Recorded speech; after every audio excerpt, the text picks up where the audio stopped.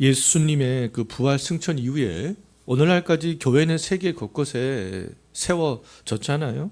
하나님은 이 교회를 세우기 위해서 각 시대마다 새 언약의 일꾼들을 불러서 세워주셨습니다. 고린도후서 3장부터 계속 살펴보고 있듯이 하나님은 이 교회를 세우고 교회를 견고히 하기 위해서 어떤 거짓된 가르침들이 침투에 들어오지 못하도록 하기 위해서 새 언약 직분자들에게 긍휼의 은혜를 베풀어 주셨잖아요. 그 사람들이 긍휼의 은혜를 깨달은 사람들이 새 언약의 일꾼들이 될 수 있도록 그렇게 하셨습니다. 하나님이 새 언약의 직분자들에게 긍휼의 은혜를 어디에 주셨습니까? 각 사람의 마음에 주셨잖아요. 마음에. 그리고 긍휼의 은혜를 주시는 도구는 무엇이었습니까? 예수 그리스도의 복음이었잖아요. 그 예수 그리스도의 그 복음의 광채가 어둡게 되었던 사람들의 마음을 뚫고 들어갈 때 그 어둠이 물러가고 그 긍휼의 은혜가 임해서 또 새로운 새 언약의 일꾼들이 탄생하는 거 아니겠습니까? 세상 신에 의해서 어둡게 되었던 마음에 그리스도의 영광의 복음의 광채가 비치게 되면 하나님의 긍휼의 은혜를 그때야 비로소 깨닫게 되는 거잖아요. 사도 바울도, 사도 바울의 동역자들도, 여기 있는 우리들도 그러한 과정을 다 거쳐서 새 언약의 일꾼들이 되었습니다. 그러한 과정들을 다 거쳤잖아요. 오늘 읽은 본문을 보게 되면 사도 바울은요, 자기의 마음에 비추인 예수 그리스도의 영광의 복음의 광채와 자기 마음에 비추었던 그런 예수 그리스도의 복음의 광채와 자기 몸을 대조하는 것을 볼 수 있습니다.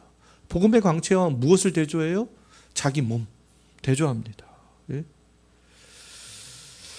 자, 7절 한번 보십시오.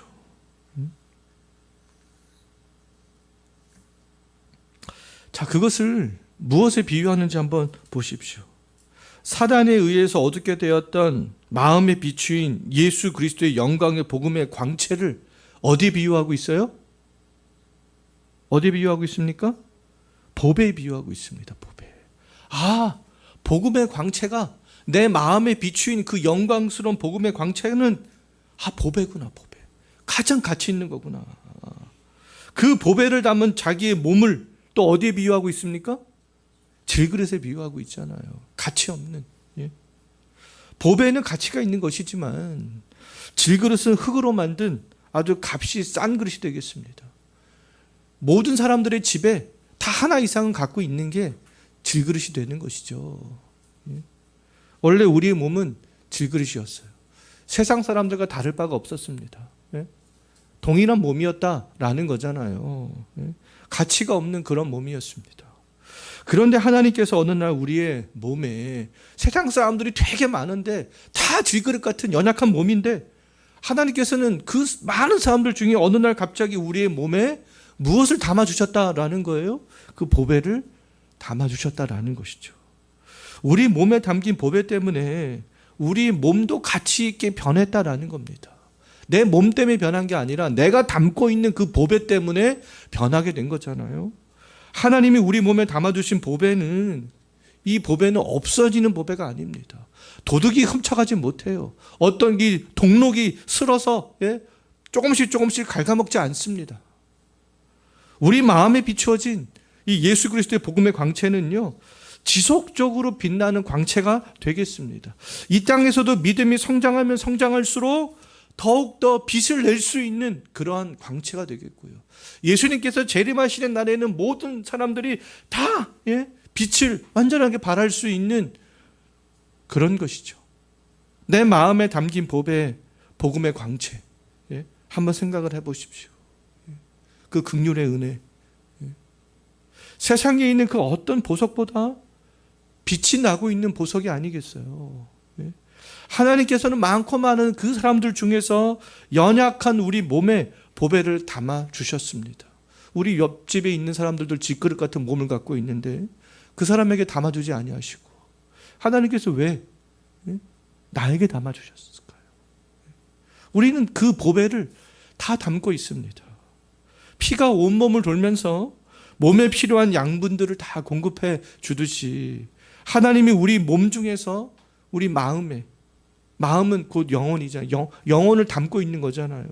우리 영혼에 담아주신 이 보배는요, 지금도 빛을 발하면서 우리의 전인격에 그 빛들을 쫙 보내고 있습니다. 우리의 지성에, 우리의 감성에, 우리의 의지에 그 빛들이 쫙 지금 돌면서 보내지고 있는 거 아니겠어요? 그 보배는 그런 말미암아 하나님의 영광에 이르게 해주는 그런 빛들이 되겠습니다. 중요한 것은 뭐냐 하면 오늘 본문을 볼 때 우리들이 그 보배를 우리 몸에 담기 위해서 그 어떤 노력도 하지 않았다라는 겁니다. 그 보배를 우리가 담기 위해서 우리가 어디 가서 뭐 땅을 파기를 했습니까? 그것을 사기 위해서 돈을 지불하기를 했어요. 그런 거 안 했잖아요. 우리에게는 그런 보배를 담을 능력도 찾을 능력도 없기 때문에 그렇습니다. 한번 생각 한번 해보십시오. 우리 마음에 어떻게 이 보배를 담을 수 있겠어요? 세상 신에게 혼미케 된 사람들은 다 세상으로 가잖아요. 근데 우리는 다 세상으로 가지 않습니다. 하나님께로 지금 달려가고 있잖아요. 그러한 마음들을 우리가 어떻게 가질 수 있게 되었어요? 우리가 노력을 한다고 해서, 우리가 어떤 의지를 발동한다고 해서 그 보배를 담을 수 있는 것이 아니잖아요. 이 보배는 전적으로 하나님의 능력으로 우리의 연약한 몸에 담겨지게 된 겁니다.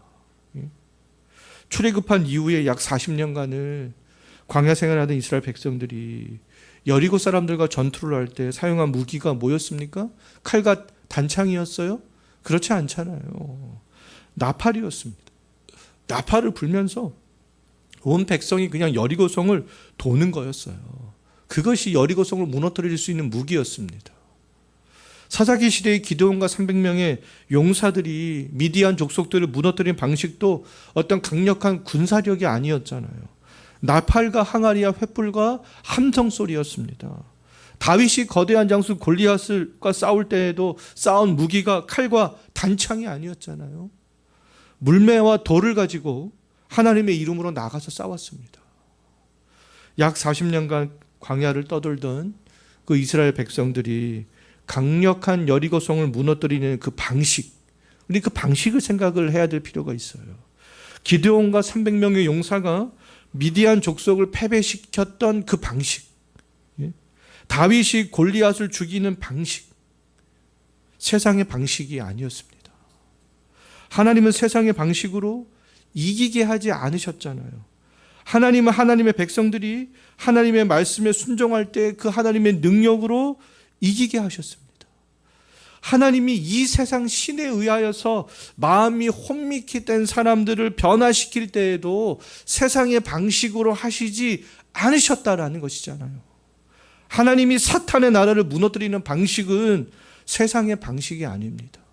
돈과 명예와 칼과 단창, 강한 군사력, 뭐 그런 것들이 아니다라는 거잖아요. 하나님은 하나님의 방식으로 일하시는 분이 되겠습니다. 하나님은 우리들의 마음에 그리스도의 영광의 복음의 광채라는 보배를 담아주셨기에 우리의 마음을 혼미케 했던 사탄의 세력이 물러가게 되었잖아요. 세상의 방식으로 되었습니까? 그렇지 않잖아요. 우리가 어떻게 사탄의 세력과 싸워서 승리할 수 있었어요? 군사력이었습니까? 돈과 명예였습니까? 그게 아니었죠. 하나님의 방식입니다. 그것이 뭐라는 거예요? 복음의 광채라는 것이죠. 연약한 몸을 하나님께서 그 보배를 담아주시는 그런 방식으로 하나님께서는 하셨다라는 겁니다. 여리고성과 미디안 족속을 무너뜨린 이스라엘 백성들, 골리앗을 무너뜨린 다윗은 자기의 능력이 아니라 하나님의 능력으로 된 것이라는 사실들을 다 알고 있었습니다. 아, 내가 물매를 잘 던졌기 때문에 무너졌구나. 아, 우리가 여리고성을 잘 돌았기 때문에 무너졌구나. 그들이 그렇게 생각을 했겠습니까? 그 배후에 있는 하나님을 생각했죠. 야, 이게 하나님의 방식으로 하니까 되는구나. 예? 그들은 그렇게 생각했습니다. 하나님의 능력으로 승리한 이스라엘은요, 하나님의 말씀에 따라 여리고를 진멸했습니다. 기드온과 300명의 용사는 미디안 족속들을 다 복종시켰어요. 다윗이 골리앗을 죽은 이후에 블레셋 군대는 혼미백산하에서 다 도망갔습니다. 새언약의 일꾼된 우리들도 우리의 마음의 복음의 광채인 보배가 담겨지게 되었잖아요. 하나님의 방식으로. 우리 이미 승리했습니다. 이 사실을 아는 우리들이 해야 되는 일들은 그 빛을 발하는 거 아니겠습니까? 그 빛을 발하는 거죠. 무너뜨리기 위해서. 또 다른 사람들의 마음, 어둡게 했던 그 마음을 무너뜨리기 위해서 그 빛을 발해야 되는 거 아니겠어요? 함성을 질러야 되는 거 아니겠습니까? 돌아야 되는 거 아니겠어요? 나팔을 불어야 되는 거 아니겠습니까? 물매를 던져야 되는 거 아니겠어요? 이스라엘 백성들이 여리고성을 무너뜨렸듯이 하나님을 대적하는 어둠의 세력들을 우리는 무너뜨려야 됩니다. 기드온이 미디안 족속을 복종시켰듯이 죄악된 세력들을 복종시켜야 되는 거잖아요. 블레셋 군대가 작은 다윗이 무서워서 도망했듯이 이제 우리를 보고 죄악된 세력이 무서워서 도망하게 하는 것이죠. 우리 안에 하나님의 능력으로 담겨진 보배를 보면 우리 충분히 그렇게 할 수 있습니다. 그 빛을 발할 수 있어요.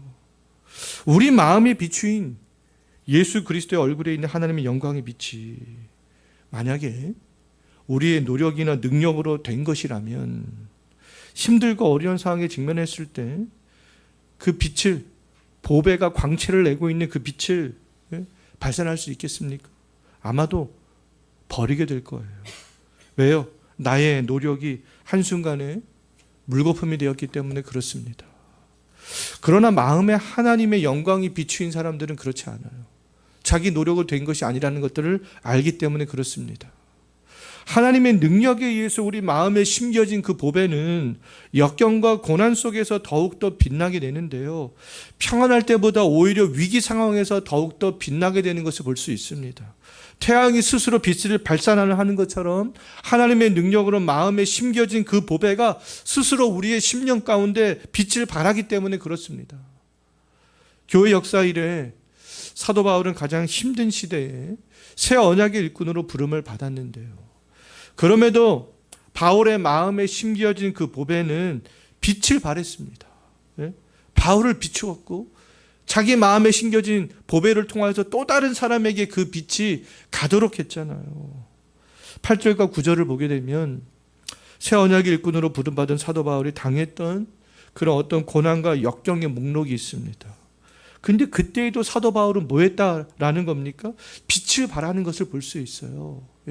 고난과 역경을 굉장히 많이 당하지만 그때에도 자기 전인격에게 막 빛을 발하고 그때에도 또 다른 누군가에게 막 빛을 발하는 것들을 볼 수 있습니다.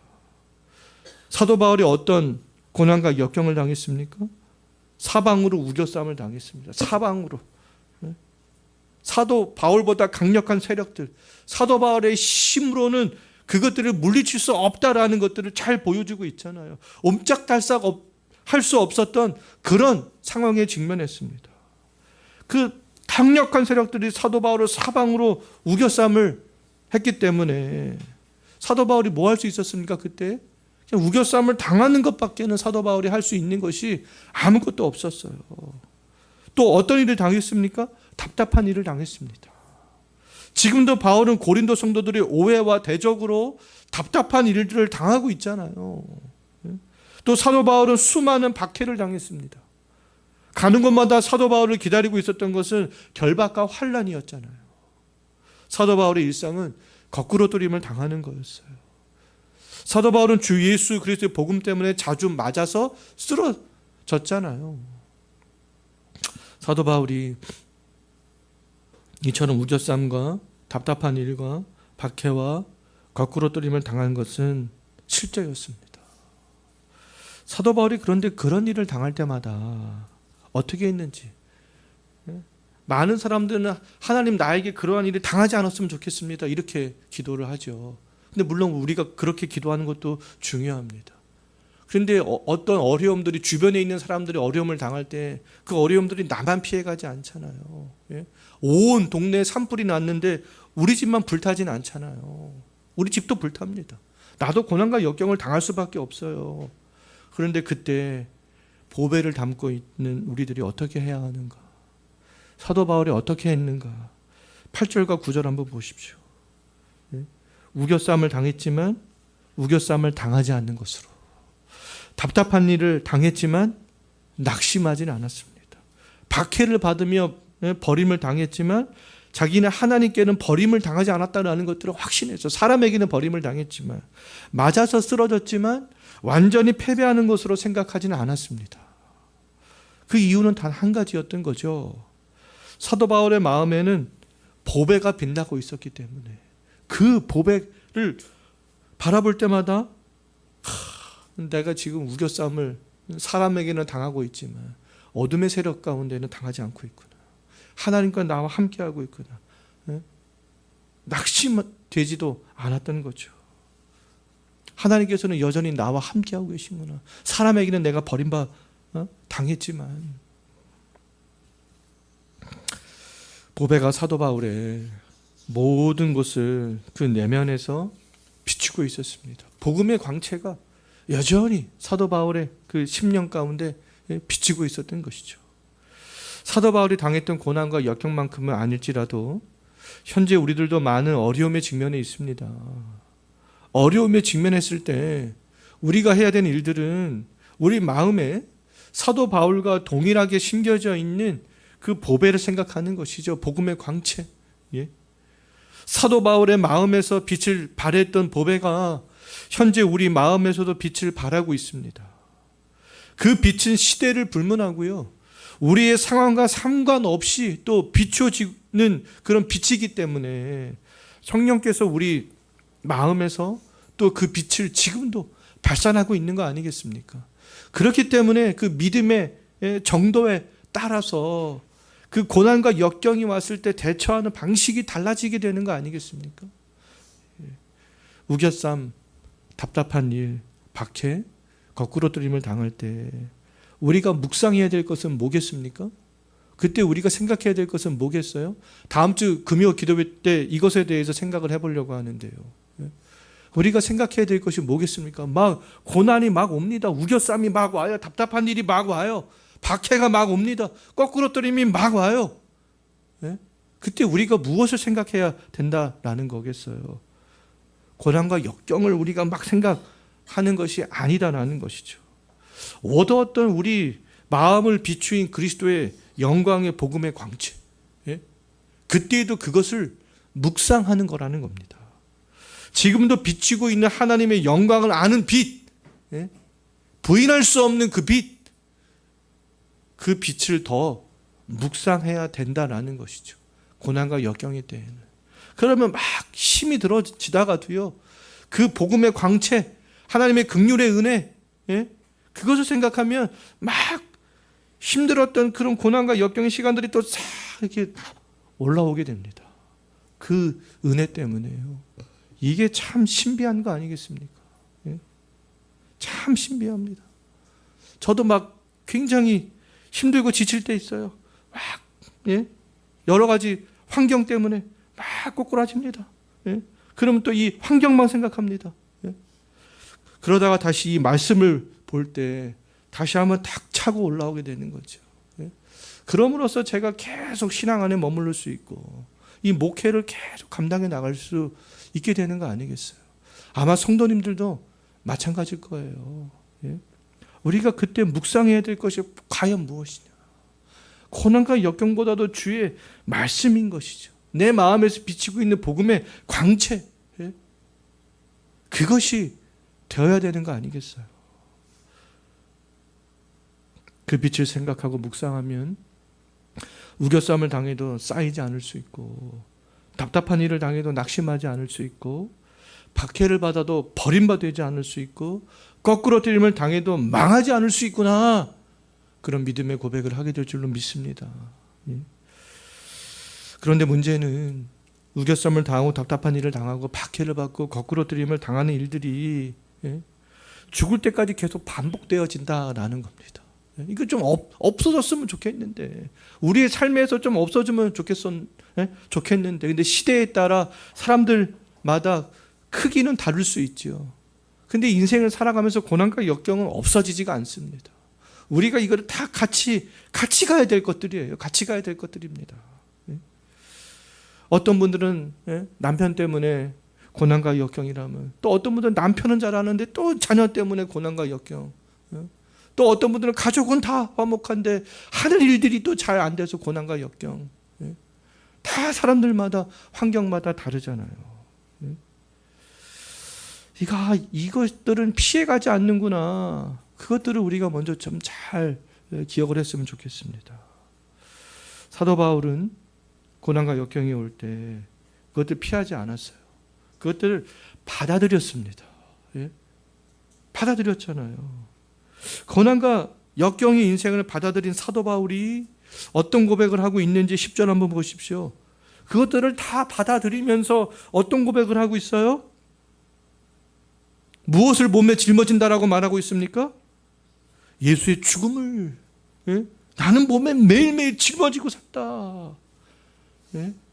그렇게 말하고 있죠. 예수의 죽음을 몸에 짊어진다라는 것은 세상 사람들이 말하는 해피한 삶이겠습니까? 그렇지 않잖아요. 예수가 가신 고난의 길, 고난과 역경, 예수님 때문에 받는 고난과 역경, 신앙인이기 때문에 그 말씀대로 살기 위해서 받는 고난과 역경, 그것을 날마다 나는 짊어진다라는 거 아니겠습니까? 옷이 사람을 바꾼다라는 말이 있잖아요. 명품을 입은 사람들답게 행동합니다. 걸음걸이, 자세부터 명품을 걸치면요, 몇백만 원짜리 명품을 걸치면 자세부터 달라지게 되는 거 아니겠어요? 음식을 먹을 때도 달라지게 되는 거 아니겠습니까? 그런데 명품을 입었던 사람일지라도 그 사람이 예비군 군복을 입게 되면 어떻게 변합니까? 막 침도 아무 데나 뱉고 아무 데나 앉고 아무 데나 말하고. 저는 물론 예비군을 안 갔다 가서 잘은 모르겠지만 들어서는 알고 있습니다. 들어서는 알고 있어요. 막 그렇게 아무렇게나 하게 되는 거 아니겠어요? 우리 그리스도인들은 예수의 죽음을 몸에 짊어진 사람들이 되겠습니다. 예수의 죽음. 우리가 그 사람들답게 살아가야 되는 거 아니겠어요? 우리의 몸을 통해서 우리는 예수의 생명을 드러내야 될 사람들입니다. 예수의 그런 보배를 담았잖아요.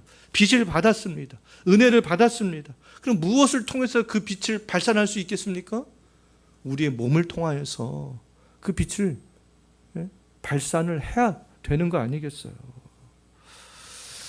우리의 몸에 예수의 생명이 있음을 잊지 않는다면 명품으로서 입은 사람들처럼 그에 걸맞는 삶을 분명하게 살게 될 줄로 믿습니다. 새 언약의 일꾼으로 부름을 받은 이상 우리 몸에는요, 예수의 생명을 걸치고 있는 거예요. 예수의 생명.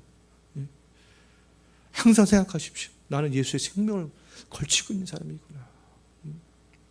하나님께서는 우리 마음에 예수 그리스도의 영광의 복음의 광채를 비추셨지만 그 광채는 11절 한번 보십시오.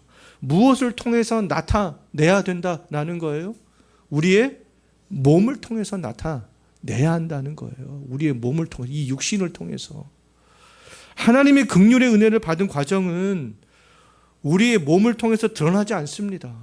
하나님께서 긍휼의 은혜, 영광의 빛의 그 광채를 받은 과정 드러나지 않아요. 그러나 긍휼의 은혜를 받고 예수의 생명을 마음에 갖게 된 사람들은 자기의 몸을 통해서 그 생명을 드러나게 됩니다. 사도 바울은 우겨쌈, 답답한 일, 박해, 거꾸로팀을 당하면서도 자기 몸을 통해서 드러내는 거 아니겠어요? 다른 사람들이 우리가 보배를 가졌다는 것을 어떻게 알 수 있겠습니까?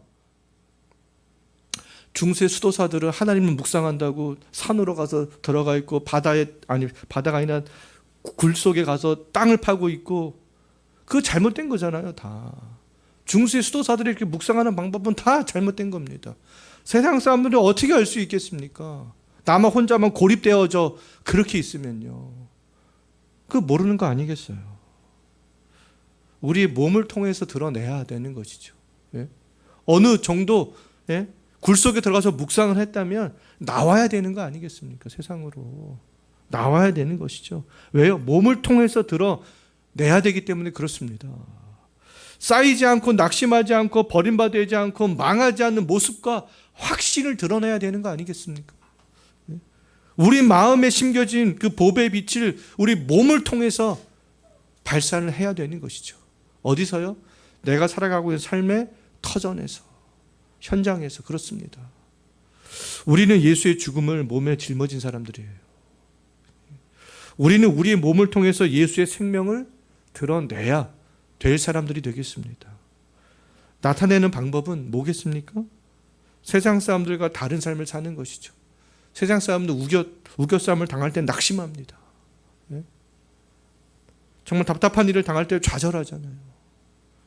그런데 우리는 우리 몸이 다른 모습으로 드러내는 것이죠.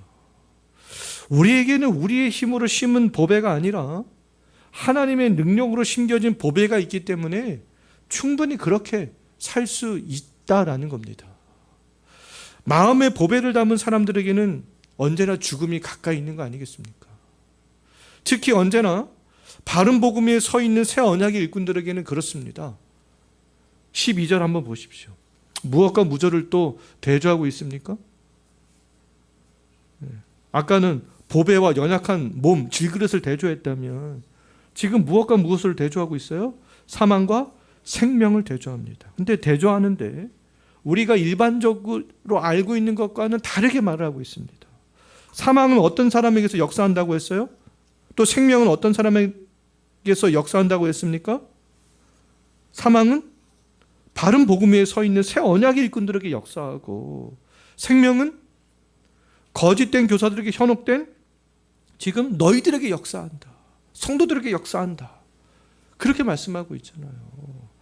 우리가 이 말씀을 이해하기 위해서는 예수의 생명을, 그 죽음을 짊어졌다라는 것들을 이해를 해야 이 12절 말씀과 연결이 되어질 수 있는 것이죠.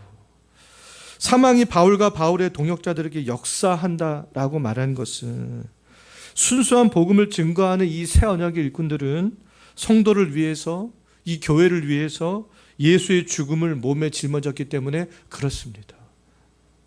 성도를 위해서, 자기의 신앙을 위해서, 교회를 위해서 날마다 자기들이 죽어야 하기 때문에, 예수의 죽음을 자기 몸에 짊어져야 하기 때문에 그렇게 표현을 하고 있는 것이죠. 고난과 역경을 당하면서 예수 안에서 죽어야 하고 또 다른 생명들을 그렇게 할 때만이 비로소 탄생시킬 수 있기 때문에 그렇습니다. 우겨싸움을 당할 때, 답답한 일을 당할 때, 우겨싸움을 당한 채로 있고 답답한 일을 당한 채로 있어서는 안 되는 거잖아요. 박해가 오면 세상의 방식으로 피해가고, 거꾸로 뜨림을 당할 때 거꾸로 뜨림을 당하지 않기 위해서 막 세상적인 방법을 동원해서는 안 되는 거 아니겠습니까?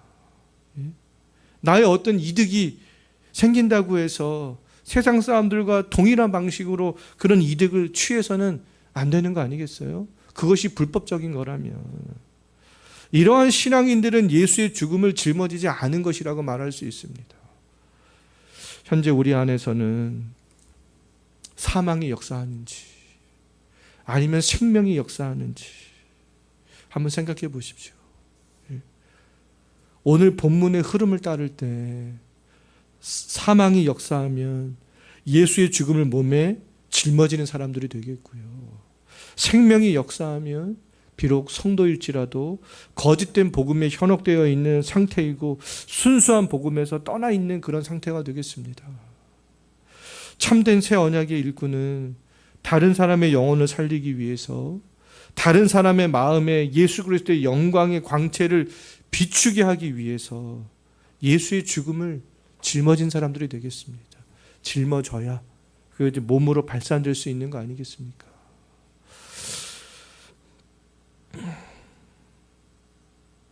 자, 우리는 나의 신앙과 다른 성도의 신앙을 위해 날마다 죽음에 넘겨지는 사람이라는 그런 사실들을 잊지 않고 기억하시면서 살아갈 수 있었으면 좋겠습니다.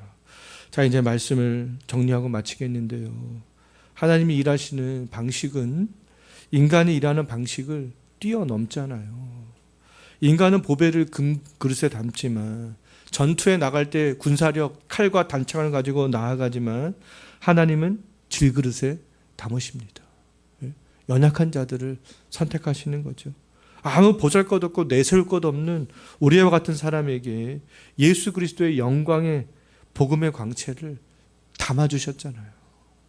하나님이 우리의 몸에 보배를 담아주신 이유는 뭐겠습니까? 우리의 몸에 예수의 생명을 짊어지도록 하기 위해서라는 거죠. 우리의 몸에 짊어진 예수의 생명이 우리의 몸을 통하여서 드러나도록 하기 위해서가 되겠습니다. 이번 한 주간 살아가실 때 예수의 생명을 몸에 짊어진 사람으로서 살아갈 수 있었으면 좋겠어요. 우겨쌈을 당할 때, 답답한 일을 당할 때, 또 박해를 받을 때, 거꾸로 트림을 당할 때에도 하나님이 우리 몸에 주신 그 보배를 생각하면서 살아갈 수 있는 저와 여러분이 되었으면 좋겠습니다. 기도하겠습니다.